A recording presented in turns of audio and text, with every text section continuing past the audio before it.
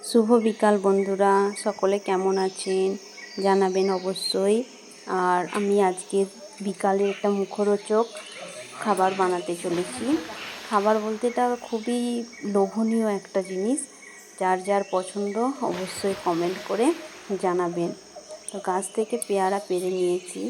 গাছেতে এখন প্রচণ্ড পেয়ারা হয়েছে, আর পেয়ারাগুলো একটু পেকে গেলেই পেয়ারার মধ্যে অসংখ্য ছোট ছোট পোকা। তো অবশ্যই এই সময় পেয়ারা যারা খাবেন, পেয়ারের ভেতরটা দেখে নেবেন, কারণ পেয়ারের ভেতরে এত সাদা সাদা ছোট ছোট পোকা, যেগুলো চোখে দেখা যাচ্ছে না। অনেক সময় আমরা ভাবছি যে কিছু নেই, খেয়ে নিচ্ছি। তো বাচ্চাদেরকে দেওয়ার আগে অবশ্যই ভালো করে দেখে কেটে তারপরে দেবেন। আর আমি এই পেয়ারাগুলো নিয়েছিলাম আধ পাকা, মানে দাঁশানো।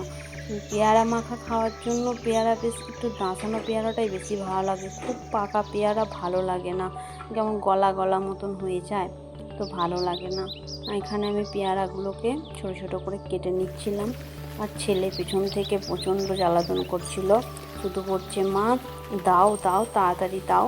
ওকে সেই জন্য আগেই অর্ধেকটা কেটে দিয়ে দিয়েছিলাম, যে ও খাক, তারপরে আমি এদিকে আস্তে আস্তে ধীরে ধীরে পেয়ারাগুলো কেটে নিলাম। দুটো পেয়ারা রেখে দিয়েছিলাম আর দুটো কেটেছিলাম, যেহেতু ও খুব খাবার জন্য তাড়াতাড়ি বায়না করছে।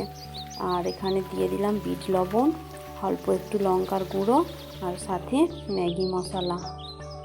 তো আমার রেডি হয়ে গেছে। এখানে যে যে খেতে চাও অবশ্যই চলে আসো, তাড়াতাড়ি না আসলে শেষ হয়ে যাবে। আমার সব করে ফেলেছ।